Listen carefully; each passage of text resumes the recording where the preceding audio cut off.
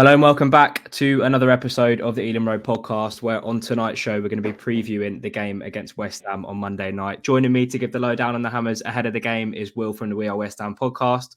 Will, mate, nice to see you again. Hope you've been well. Mike, all good, thanks, mate. All good. I'm just desperately trying to hold on to some modicum of positivity while all my fellow Hammers failed to do so. But, we're ninth in the league, in the last 16 of the Europa League. I seem to be sort of one of the only few people who feels like this season could still be an absolute barnstormer. But, it's becoming more and more of a futile battle at the moment. Yeah, we'll get on to that. Just before we get going, guys, remember to comment down below, subscribe to the YouTube and Spotify channels, and also give us a follow on our socials. That's at Elam Road on Twitter and at Elam Road Pod on Instagram. Firstly, I know you touched on it just then. I want to talk bigger picture in terms of West Ham before we actually get on to the game on Monday, because I think it would be easy for a lot of fans looking in from the outside to kind of judge the situation at West Ham and with David Moyes too quickly, because I think for a lot of people, and I think you're going to kind of touch on it based on what you said in the intro, we kind of look at West Ham fans wanting Moyes out, and we're thinking purely on optics, European trophy, European semi-final in recent years, top 10 finishes, pushing for the Champions League in recent years as well. Are you where are you with it? I'm not using that as a stick to kind of beat West Ham fans with, but I'm sure you can understand that that's what it kind of looks like from the outside world. But I want to know from West Ham fan where they are.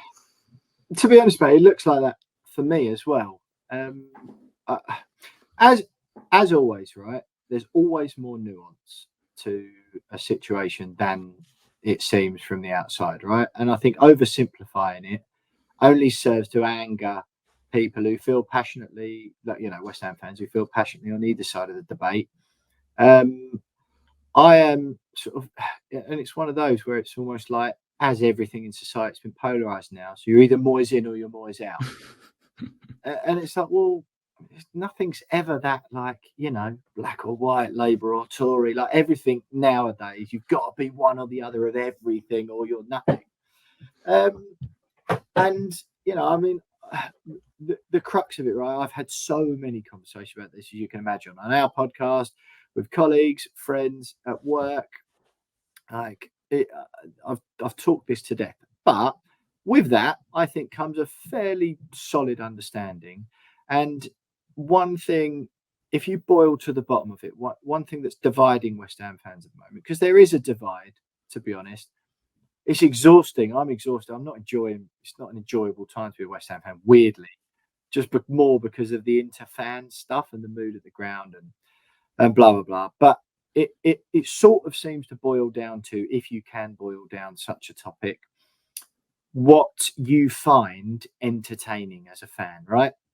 Now, lots of West Ham fans will tell you at the moment that there's a real lack of entertainment among David Moyes. One thing I would say, to start with, the results this year have been rubbish. Like 0 wins in 2024, 11 goals conceded the last 3 games, albeit, there's Man United and Arsenal thrown in there. But we've been playing terribly this year. Okay, so before anyone comes at me and goes, "Oh, what more do you want?" I think we've played badly this year. But beyond that, it appears to then boil down to what people find entertaining, what West Ham fans find entertaining. Now, I think the main reason I sit further towards the Moyes in, let's call it a scale, right? Rather than one or the other. Continuum. Yeah, exactly. I'm far further towards the Moyes in end of the scale than lots of my fellow fans are, because what I find entertaining is watching West Ham play in European games and in quarterfinals and semi-finals, and in last season a final which we won of a European competition, which for the 25 years it's been since I first got, nearly 25 years it's been since I first got a West Ham season ticket, and nearly, I think 27 years since my first ever game. In that time, West Ham have been largely rubbish, like dross average rubbish. A few seasons, I think it's 5 maybe in the second tier. Our average position in the Premier League, I believe, before David Moyes turned up, was 13th. Okay, so for me, I am finding it enormously entertaining to watch my team win far more games domestically than I'm used to watching them win, regardless of the fashion it's in, and watching them play in European games. I'm serious, mate. The Europa League games that in the first time round when we beat Sevilla and we beat Lyon, and barring Aaron Cresswell, got sent off, and we played Eintracht Frankfurt. I got to go to all of those stadiums and watch my team, who I love, play football. Nothing gets more entertaining than that for me. Like, that is the most entertained I've ever been watching West Ham, right? Obviously, like, the FA Cup final in 2006 was good, but a complete flash in the pan. The playoff finals were good, but they're in the Championship, so by their very nature, you sort of don't really care. Seeing my team on the biggest stages, playing in games that fans of other teams, not just in England, but across the world and across Europe, will be watching and caring about, that it doesn't and hasn't got more entertaining than that for me.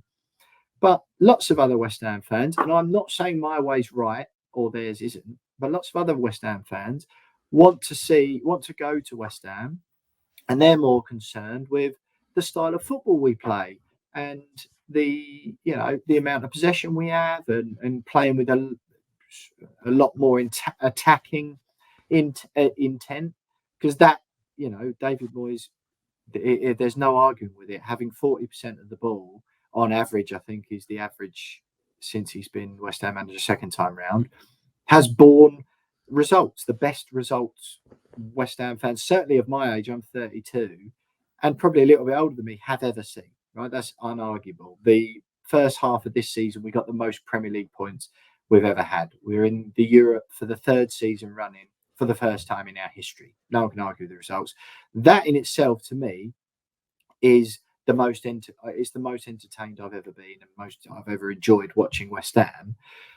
The only problem with that, the style of play that's got us there, when it doesn't go right, it looks terrible and we look rubbish, and it's really rubbish to watch. Nottingham Forest on the weekend, and I think that's the problem, right? When I give my point across, people are very quick and easy to go, oh, well, you're enjoying this, are you? And I'm like, no, I don't enjoy it when we lose and we're rubbish either. Like, of course I don't. However, I understand where it comes from. And I understand that style of football, when it goes right, is more effective than any of our previous styles of football, whatever the hell they were for the last 2 decades. And what that has produced for our club and for my club, it has meant that I've got to go to, and on Friday there's a Europa League draw, and I'll be eagerly waiting there on Skyscanner trying to book my flights away, because I've never had that before. And so for me, I'm like, yeah, all right. If we have an off day or 2 or 3 or 4, which every team with the sort of budget West Ham do, if we have an off day and we look really crap at home to Nottingham Forest, but over the course of a season, we're going to get far more points than we ever have, which is going to give us a chance to get into Europe again. So I get to repeat all those experiences next season and the season beyond that with my dad and all my mates sitting in squares in amazing European cities having a few beers singing West Ham songs. Give me that any day of the week, other than perhaps a little bit more possession, perhaps a little bit more of the ball, a little bit more attacking intent, but the balance of the team then goes wrong, and we go back to, which is what I think will happen. I'm not saying it definitely will. I might be proven wrong if we go another manager, but I think it goes. And then we get back to what it was like for most of my life, where the biggest game of the season is Tottenham away, not a European quarterfinal or semi-final. So 9 minutes we're into the pod. You've barely said anything, but that is about as succinctly as I can put it at the moment. I just want to, because I take it you're in a minority being in this position. I'm in a. I try not to call it a minority or a majority. I just think the Moyes out brigade are louder. Right. That's all I'll say. I think you speak to my dad, who's not on Twitter, and lots of other fans like him. They're still of the generation where you just go and support the team, whatever happens, and they appreciate the results are better. And they've seen lots worse football. So, yeah, I'd say Moyes out brigade are louder, and some of the what I would call new era fans, which just some old heads are calling for Moyes out as well.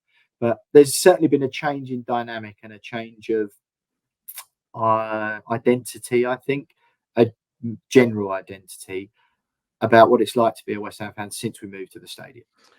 I want to get to kind of, because we could talk about this, but I do want to talk about the game as well. But Cool. is there a sense from the Moyes out brigade that last season, because the league form was so bad, and the thing about Moyes' football is that you mentioned it already, when it's bad, it can be really bad. The king of pragmatism, structure, but when it goes wrong, and is there a feeling that it's sort of like the Europa League and the European football is kind of papered over the cracks, and the cracks are seen by fans week in, week out, whereas the Europa League is kind of throughout the season, it kind of comes in and comes out. But mate, for me, I'm with you. For me, I would still say to even get those days and those nights and looking at booking flights, you could be as shit as you want, as long as you don't go down, which I think West Ham have got too many good players to go down. Mate, we're ninth. We were sick like 4 weeks ago. People still say that. No, you know what annoys me as well, right? When people say, "Oh, papering over the cracks."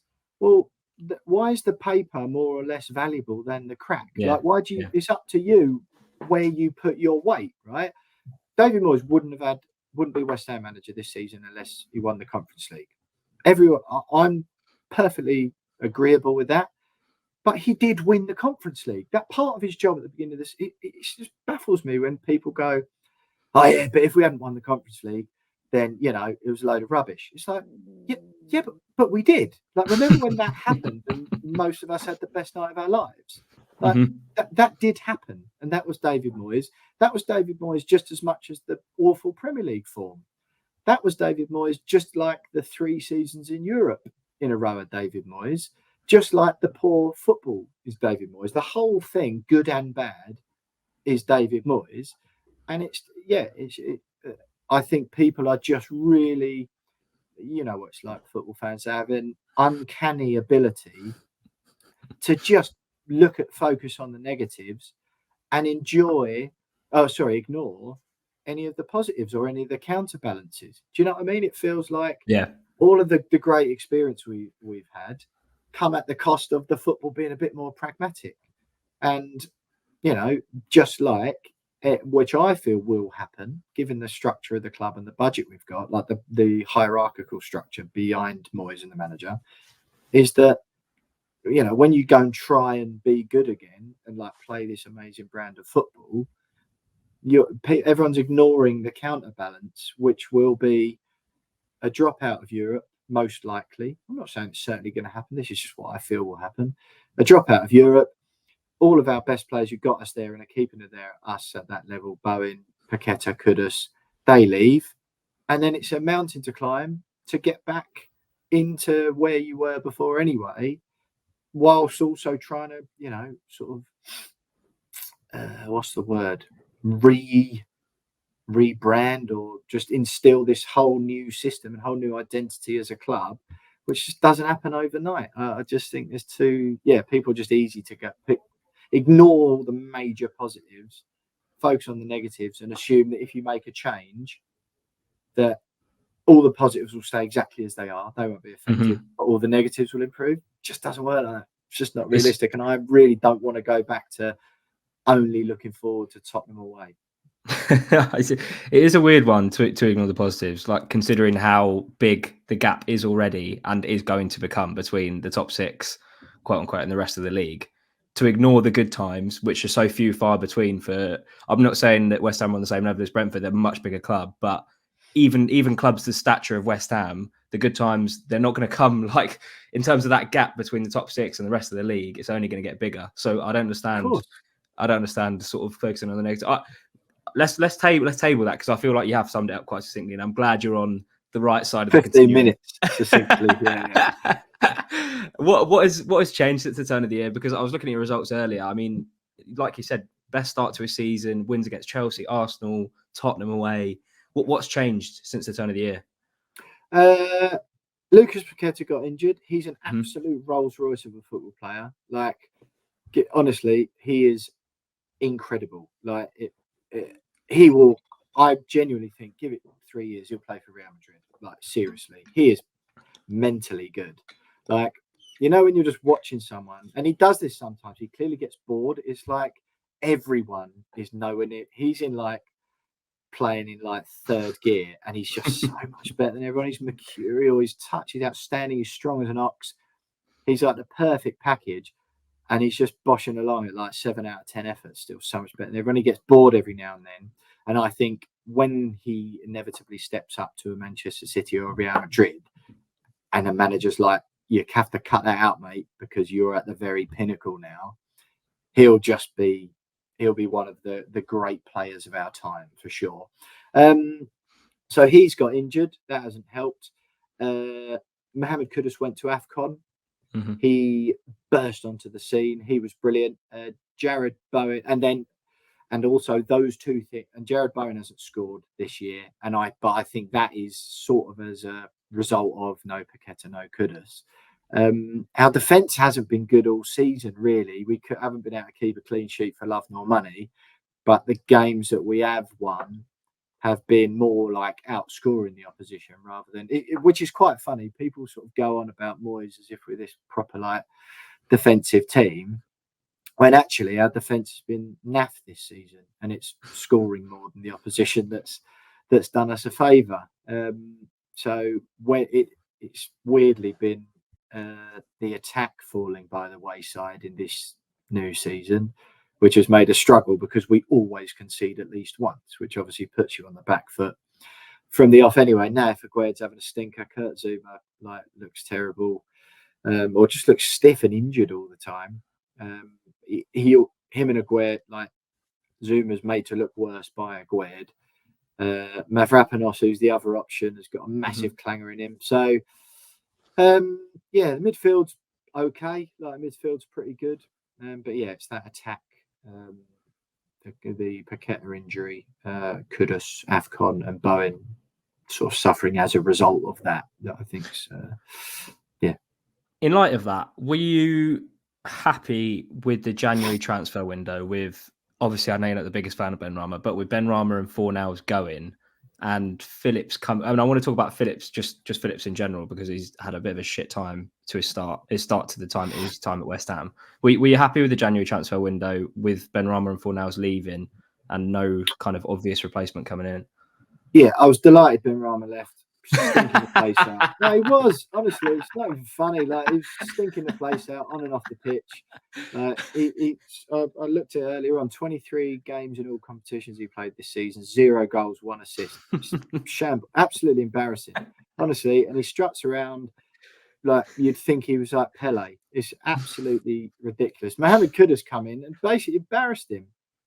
He came in from Ajax and scored, I don't know, it was like 4 or 5 goals in his first like 8 games, something like, and assists, might be goal contributions, but like had an immediate impact. And it's just like, there you go. Look, not fanning around with step overs and over hitting crosses and thinking that's good enough to earn your money. Actually coming on, being a forward player, which you're supposed to be, and contributing with goals and assists. Like, that's all we want. Like, so no, delighted to see him go. Pablo Fornals, it's one of them. Ideally, I would have had him stay, but they got 7 million quid for him. His contract was up at the end of the season, so it sort of makes sense from a business point of view. I think if you think just purely football, yeah, he would have stayed. But I think his morale was pretty low. He'd been a good servant to the club as well for now, so I think it was a good thing to do for the club to let him go. He's hit the ground running. He's doing pretty well at Real Betis already. Scored in his debut, I think, in the team of the week within the first couple of La Liga team of the week in the first couple of weeks. Yeah, and so ideally you'd keep him, but he wasn't providing anything either, mate. His head had gone. It must be pretty insulting to fall behind Benrahma in the left winger pecking order. So yeah, he wasn't. It was one of them. On the face of it, letting 2 left wingers go. Moyes, I think, was annoyed that didn't manage to sign a replacement, because I think he wanted that. But what people forget, we have actually got Maxwell Cornet in the club. Something's going on there. I'm not sure what it is. Something's fishy. Whether he's still injured or Moyes just doesn't fancy him or they've fallen out, I don't know. But we have got a left winger still. Well, that's the thing. But like, I'd happily see Cornet play most weeks. If he gets a run of games, which he's never had since he joined, I think he'd be all right. But So we have got cover there, but people will have you believe we haven't. And I think Moyes played Ben Johnson on the left wing the other day. That's just trying to make a point. Yeah. What about Phillips, Calvin? Yeah, didn't need him. Don't know why we signed him. I don't know why you signed him either. No, Souček, Alvarez, Ward-Prowse have been three of our better performers this season. Alvarez has hit the ground running since he's come in. Souček, now Declan Rice has gone, has sort of been unshackled back to his old self, which weirdly is better when he's allowed to roam forward a bit. He's not a very pretty player. His passing stats aren't always great, but actually he's more of the Marouane Fellaini thing. Like, his mere presence tends to somehow make the team, like, the results are better. Like, and Ward-Prowse, yeah, he's been pretty good. He's been tidier than I was perhaps appreciated that he was on the ball and breaking play up and stuff. Plus his set pieces are decent. So yeah, don't think we needed him. Don't know why we brought him in. It doesn't look match sharp. He's had a bit of a minging start. We've needed a striker since Marko Arnautovic left, and yet another transfer window sales by where we haven't addressed that. Michail Antonio comes back from injury at the weekend. He's 34 or 35 now. He was past it 4 years ago, pretty much 3 years ago. And yet we haven't addressed that. So, yeah, odd signing. I appreciate that he makes your squad better. And if he gets a bit of match sharpness, great. But when there's like glaring errors of improvement that need to be addressed and you don't, it just sort of makes people go, well, why have you spent 7 million quid to have a player for 4 months who's going to take a month, as it's proving, to sort of get back to his best. Disappointing not to see Mabama getting more game time, because I would have thought that being an academy product, it would be something that West Ham fans value, instead of just whenever Antonio's fit again, chucking him on, when I'm pretty sure that most West Ham fans are now thinking Antonio's way past it. Yeah, one of them did well in pre-season, Mabama, but you have still got to be good enough. I mean, he's better than Danny Ings, don't get me wrong. Danny Ings is the third highest earner at the club. What he's produced in a claret blue shirt is a disgrace, frankly. And I know lots of people say that to be shock jockeys. It's been embarrassing. 125 grand a week is reported wages. Yeah, embarrassing, awful. Again, awful, poor signing that was never going to fit, really. Yeah, so dreadful signing. Mabama, yeah, to be honest, he can't be any worse. He certainly can't be worse than Antonio. Certainly can't be worse than Danny Ings. But I think there's some sort of weird contract standoff there as well, where I think more for reasons off the pitch, he wasn't playing rather than on. I think political reasons of how much Ings is getting played, like the club and don't want the 5-10 grand a week academy prospect teenager playing ahead of the 125 grand a week, Premier League experience striker they signed. But I also think he's got a way to go. It's not like he's Prem ready. Do you know what I mean? But yeah, I do. I would have liked to see him get more minutes. But what I would have also liked us to do as a team who got the 9th biggest budget in the Premier League and are playing Europe for the 3rd season in a row, act like a professional, semi-sensible Premier League outfit and sign a centre forward, a recognised one who's like oven ready. Ivan Toney, could have done with him. Well, yeah, but there's plenty of other options, mate, who would do better than what we've got now. Yeah, I mean, I was like just going back over the signings that West Ham have made, and you lauded for the signings you made with the Rice money, but they have like the Scamacca one's not quite come off. Phillips one looks a bit strange. Haller as well. It's just the Scamacca and the Haller ones I kind of understand, because I don't know if they're the right profile for a Premier League striker. It seems like both of them came to the Premier League and then they've gone elsewhere and they're actually doing well again. It's just maybe they just, but that's what I guess that kind of plays into your point. It's like you need a Premier League proven goal scorer, and not necessarily. I don't blame the club for those going wrong. So I went, fair enough, you're not going to get them all right, but at least you try.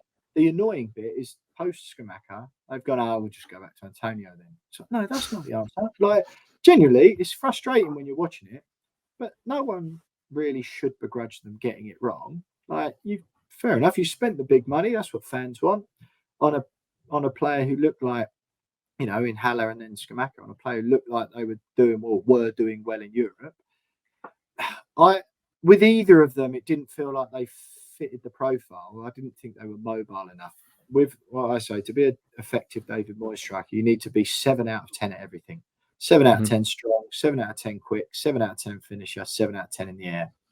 And, you know, most strikers these days are like 9 or 10 out of 10, a couple of those elements, and perhaps 5 or 6 at the others. That's what Haller and Scamacca were. Good in the air, good at holding the ball up. Nowhere near mobile enough, either of them, which is why Antonio was effective a few years ago. And the last striker we had who was like that was Marko Arnautovic. Bloke's playing for Inter Milan now. I'd give my right arm to have him back.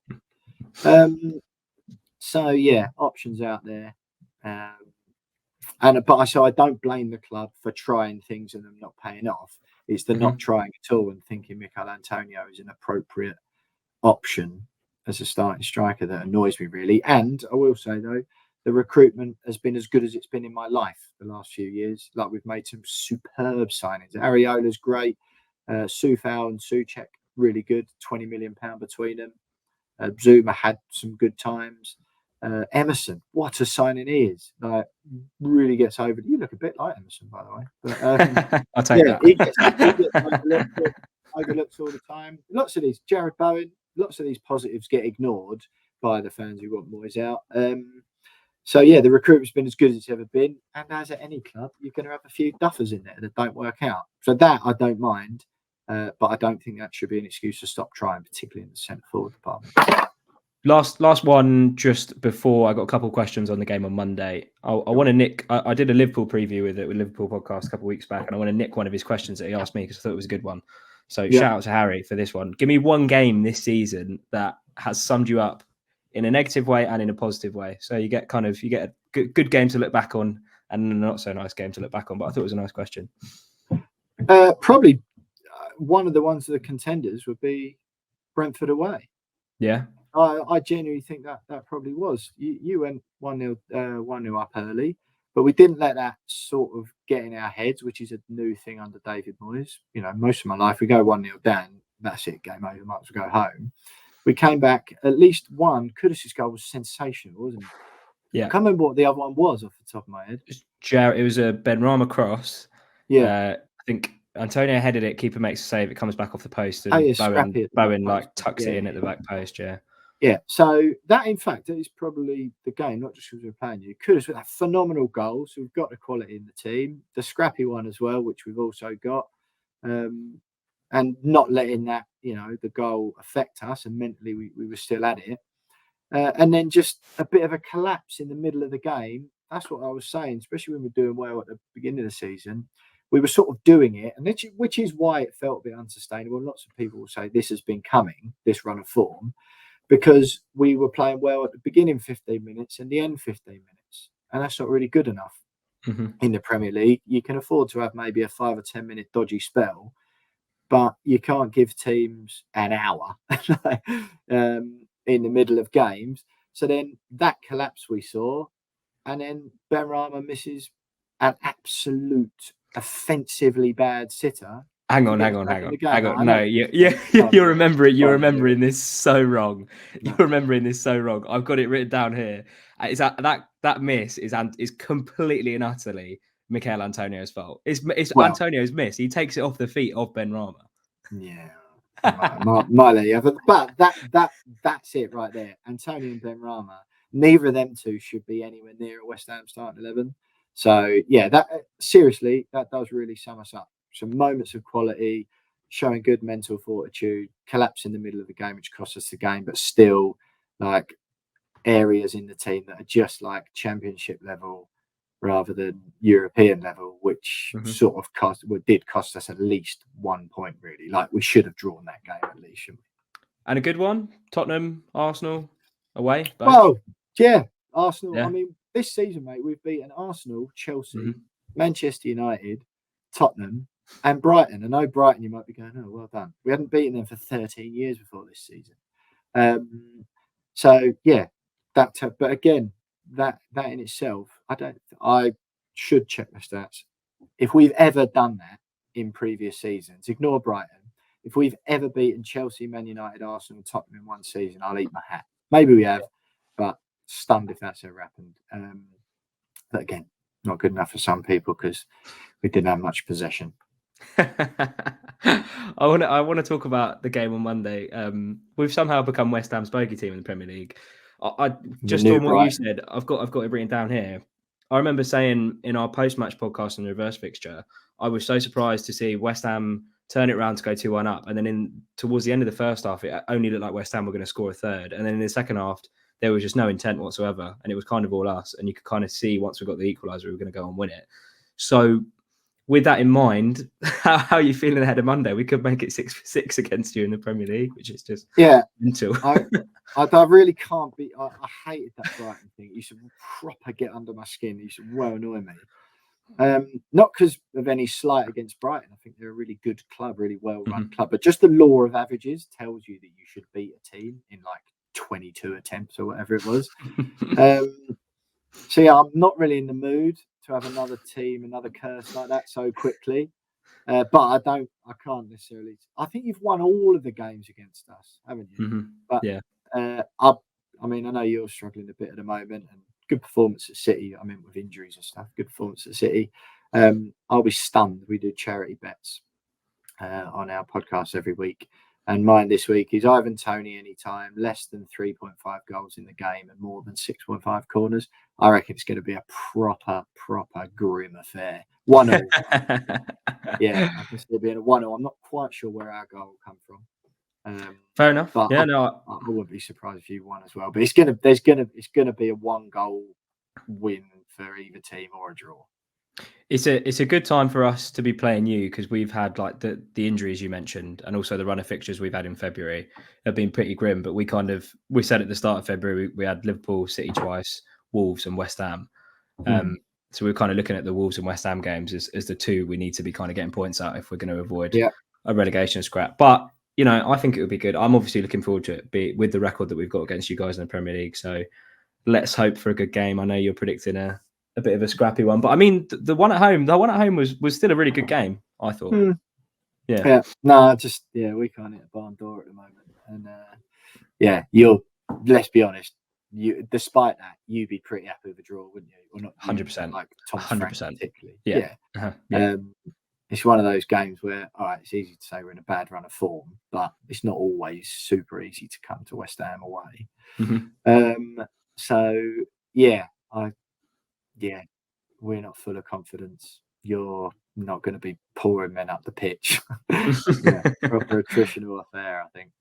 Yeah, I think that'd be a good place to end it. Thanks, Will. Just before we go, guys, remember to drop your West Ham thoughts in the comments below. Will we make it 6-6 against West Ham, or will Brentford fall to another defeat? I think that would make it something like 3 wins in 12, which would be quite worrying. But like we said, the February fixtures. We're 0-8, mate. Exactly. The two worst form teams in the division come head to head on Monday night. Make sure you're there. Whilst you're at it, remember to share the podcast with a mate, subscribe to the YouTube and Spotify channels, and also give us a follow on our socials. That's at the Elam Road on Twitter and at Elam Road Pod on Instagram. We'll be back next week for some reflection on the West Ham game. We'll also do a brief look ahead to Chelsea at home next weekend. Will, mate, always a pleasure, and good luck for Monday. Yeah, cheers, mate.